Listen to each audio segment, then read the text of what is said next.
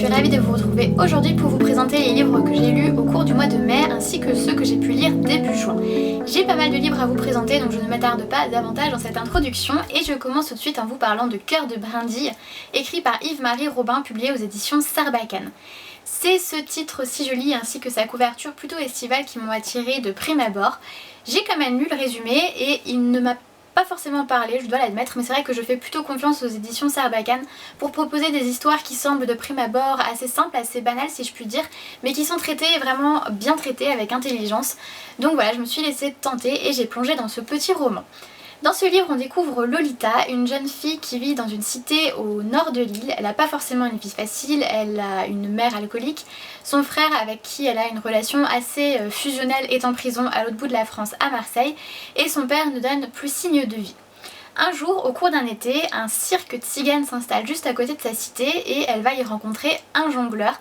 Elle va en tomber follement amoureuse et ils vont décider, enfin elle va surtout décider, de tout partir, de tout quitter, de partir de sa cité au nord de l'île pour aller rejoindre son frère à Marseille, tout ça sur un coup de tête.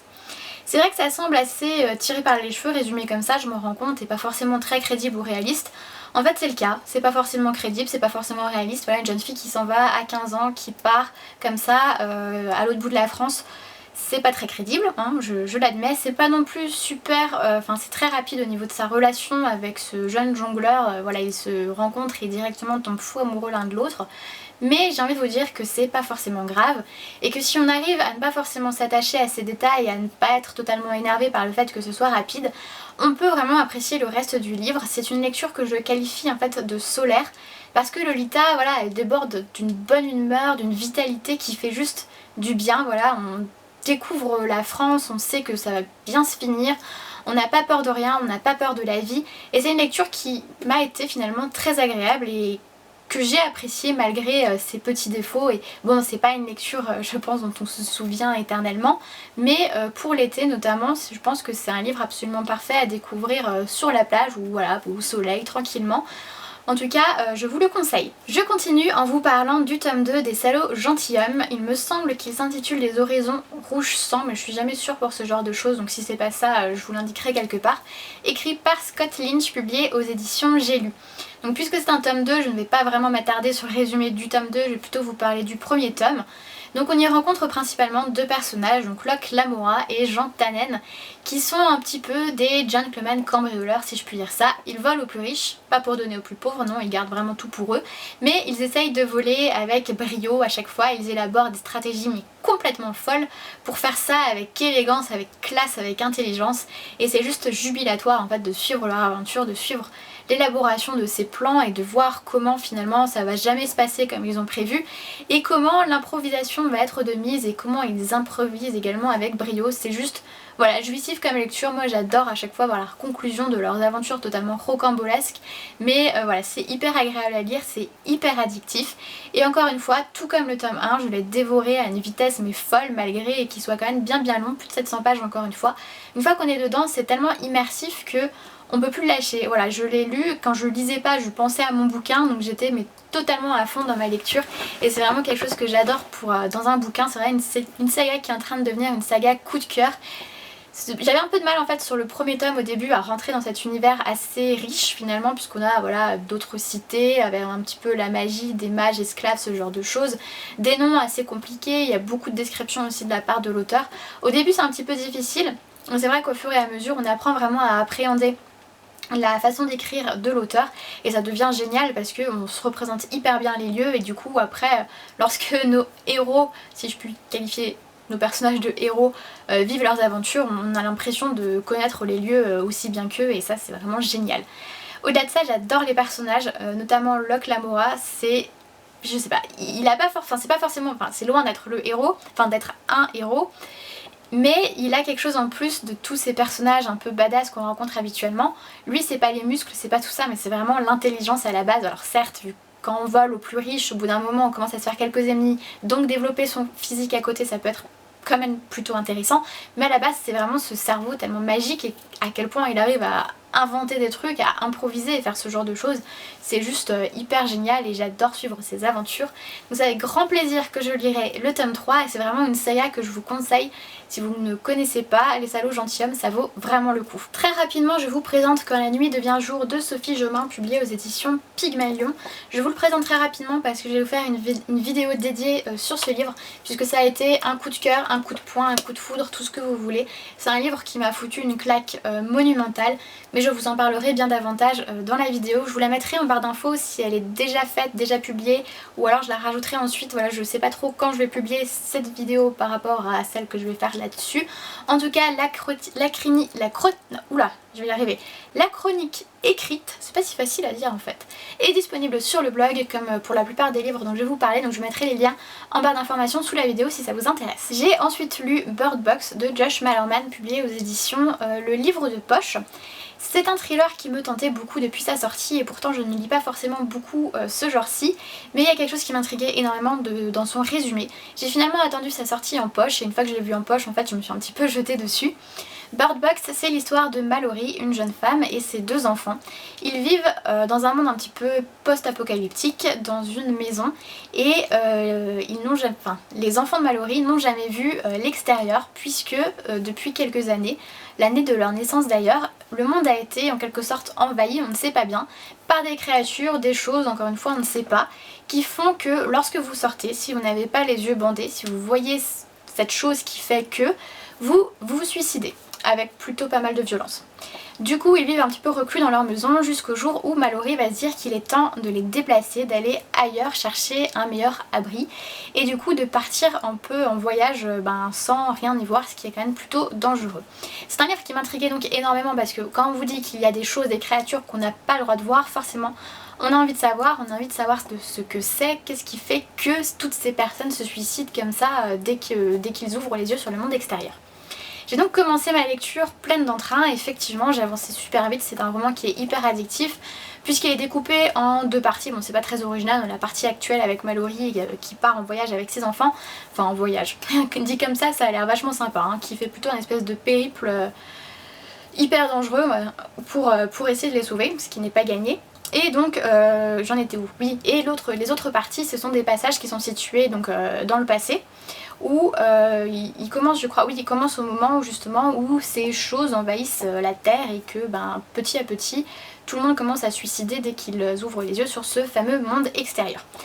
Donc je vais vous parler de ce côté addictif. Voilà, les chapitres sont assez courts, ça se lit bien, il y a des mini cliffhangers à chaque fin de chapitre donc forcément vous avez envie d'avancer, mais peu à peu en fait je retombais, mon enthousiasme retombait, ça retombait totalement comme un soufflet puisque j'attendais vraiment qu'il se passe quelque chose de plus, voilà, qui est vraiment voilà, parce que bon, suivre des personnages qui se déplacent sans savoir ce qu'il y a, c'est pas mal, mais au bout d'un moment on a envie quand même de savoir.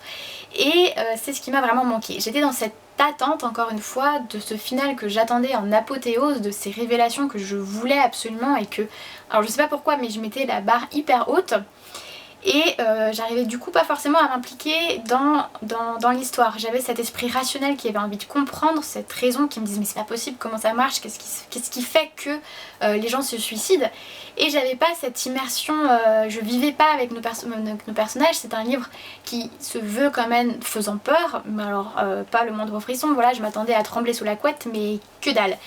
Du coup, bon, j'étais quand même, je m'accrochais quand même encore à cette révélation finale que j'attendais époustouflante et j'ai terminé le roman et j'ai cherché les pages qui manquaient en fait. Vraiment, j'ai vraiment fait ça parce que pour moi, c'est pas une fin. Enfin, à la limite, pour un tome 1, ça peut être une fin. Mais pour un tome unique, voilà, enfin, un roman tout simplement, je suis pas contre les fins ouvertes, au contraire, j'aime bien ça, voilà, un peu de liberté pour le lecteur à la fin d'un livre. Mais là, c'est plus de la liberté, c'est le stade au-dessus, il me manque un truc. Et du coup, je ressors hyper frustrée de ma lecture. Et c'est vrai que sur le moment, je disais que j'étais quand même assez mitigée, mais que j'avais quand même bien aimé. Mais au fur et à mesure que ma lecture date, je me rends compte que maintenant, ce qui reste vraiment, c'est plus côté mitigé du style j'ai bien aimé le moment de ma lecture, son côté addictif, mais j'ai été déçue par la fin. Là, vraiment, ce qui reste, c'est j'ai été déçue par la fin. voilà. Bon, ne vous fiez pas forcément à mon avis parce que c'est vrai que les avis sont quand même vachement élogieux sur Bird Box, d'ailleurs c'est pour ça que j'ai craqué aussi. Mais bon voilà, sachez qu'un avis négatif sur Bird Box existe. Je vous parle ensuite de Céleste ma planète de Timothée de Fombelle, publié aux éditions Folio. Une bien meilleure lecture cette fois-ci puisque je pense qu'il a frôlé le coup de cœur. Donc Céleste ma planète, c'est l'histoire d'un jeune garçon qui va un jour rencontrer dans son école une jeune fille, donc Céleste. Il va immédiatement tomber amoureux, c'est le coup de foudre. Sauf que cette jeune fille ne revient plus jamais à l'école et il va un petit peu partir à sa recherche et il va essayer de la sauver. C'est une histoire qui est assez simple, mais c'est une très belle histoire qui a encore une fois été portée par le talent de Timothée de Fombelle pour proposer un livre à la fois empli d'aventures avec plein de choses épiques qui se déroulent et en même temps une intelligence, mais voilà, une subtilité, une beauté dans l'histoire avec une très belle morale derrière. Il arrive à faire les deux en même temps et moi je suis toujours époustouflée et je ressors de ma lecture absolument charmée. C'est un livre qui s'adresse pour les plus jeunes, mais c'est un livre qu'on peut également lire beaucoup plus âgé avec certes une vision différente, mais c'est ce genre de textes qui sont vraiment intemporels et qui peuvent se lire à tout âge. J'ai beaucoup aimé parce que Timothée de Fombelle, encore une fois, comme dans Toby Lolness, que j'ai lu il y a quelques années, parvient à faire passer un message important, puisqu'on a vraiment une espèce de morale, enfin c'est une espèce de fable écologique ce texte finalement. Il fait passer son message, mais en douceur, avec subtilité. Il n'est pas dans la démonstration à écrire noir sur blanc, voilà, il faut que... faut plus gaspiller ce genre de choses. Ça reste hyper subtil et même s'il s'adresse à un public jeune, il les prend pas pour des imbéciles, loin de là, et il leur fait confiance pour comprendre vraiment ce qui se cache derrière le texte. Et forcément que son public va comprendre.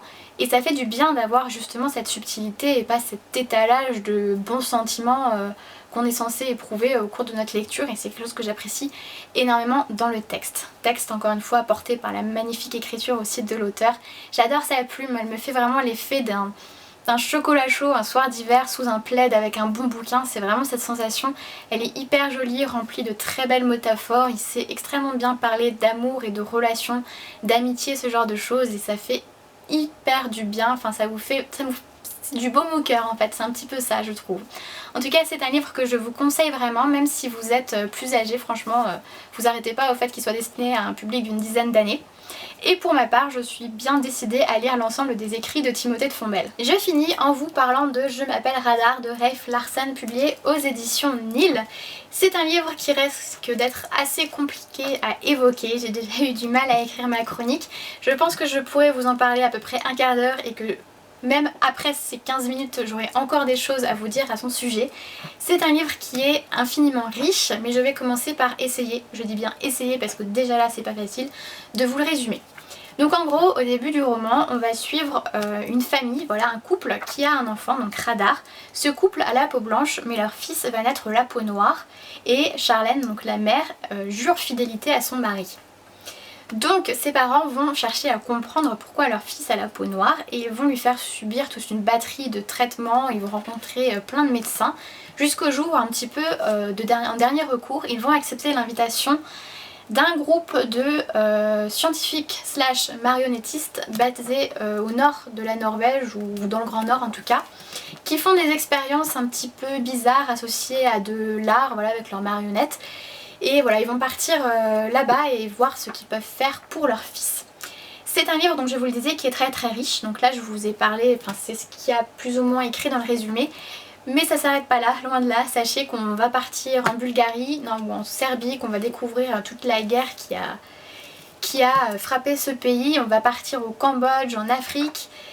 On va suivre plusieurs personnages qui de base ne semblent pas avoir de lien entre eux. Voilà, il y a beaucoup de choses dans ce livre, c'est un roman qui est hyper éclectique et au niveau des sentiments que j'ai pu ressentir et de mon avis général, je pense qu'il est aussi éclectique que ce livre. Et c'est dire, il y a une chose qu'on ne peut pas nier, qu'on ait aimé ou qu'on n'ait pas aimé ce livre, c'est le travail qu'il y a dedans. C'est hyper bien documenté, c'est hyper bien écrit, c'est hyper intelligent. Voilà, ça on peut pas l'enlever à l'auteur, on sent qu'il a mis du temps à écrire son roman et qu'il l'a vraiment porté et ça se ressent et que ça fait du bien. C'est hyper agréable à lire, la plume est recherchée, intelligente et ouvre vraiment à la réflexion et ça, mais à chaque page en fait. Le texte en fait se présente un petit peu comme un article scientifique, enfin moi ça m'a fait penser à ça. On a pas mal de photographies, d'illustrations qui sont présentes dans le texte, qui sont légendées puis citées. Je vais essayer de vous en montrer une, voilà, comme ici par exemple. Et ça ajoute vraiment à ce côté scientifique qui se ressort de cette lecture. Et c'est quelque chose qui me plaît puisque j'aime la science et j'aime voir la science combinée à la littérature. Donc là-dessus, j'ai bien aimé. Après, le problème si je puis dire avec ce livre, c'est qu'il y a beaucoup de choses, donc comme je vous le disais, il y a beaucoup de richesses et les liens entre les différents lieux et les différents personnages ne sont pas forcément évidents et ne sont pas directs en fait. C'est vrai qu'on a au début 150 pages, on va suivre donc ce que je vous ai résumé avec l'histoire de Radar. On tourne une page et on atterrit dans une autre partie, cette fois-ci on est en Serbie avec d'autres personnages, encore une fois pendant 150 pages, et c'est qu'après qu'on commence à avoir le lien entre ces deux parties. Donc c'est vrai que j'ai eu du mal vraiment à appréhender ces différences, ces espèces de fossés que j'avais l'impression de ressentir entre une page et une autre, même si je me doutais bien que j'allais avoir des liens qui allaient se mettre en place au fur et à mesure. Effectivement ces liens sont présents et à la fin ça devient vraiment chouette quand on comprend toute la portée de l'histoire, mais sur le moment c'était vraiment difficile pour moi de m'impliquer dans le texte et de m'y intéresser. C'est pour ça que j'ai traîné ce livre sur à peu près 2 mois. C'est dommage parce que le texte me plaisait, l'histoire me plaisait, j'avais envie de savoir la suite, mais il me manquait parfois en fait le courage de poursuivre ma lecture. C'est un livre que je vous conseille tout de même parce que c'est un livre unique qui m'a fait vivre une sacrée expérience de lecture en fait, et rien que pour ça je pense qu'il vaut le coup. Après je vous conseille quand même de vous accrocher au texte parce que voilà, il est quand même très long, c'est écrit petit et c'est dense, mais il apporte tellement de choses quand même, au-delà des petits points négatifs que je peux lui trouver, qui vaut vraiment le coup d'être découvert et que du coup je vous le conseille. J'arrive à la fin de cette vidéo, j'espère qu'elle vous aura plu, n'hésitez pas à me dire si vous avez déjà lu l'un de ces livres, si vous l'avez apprécié ou non. Je vous fais de très gros bisous et je vous retrouve très vite.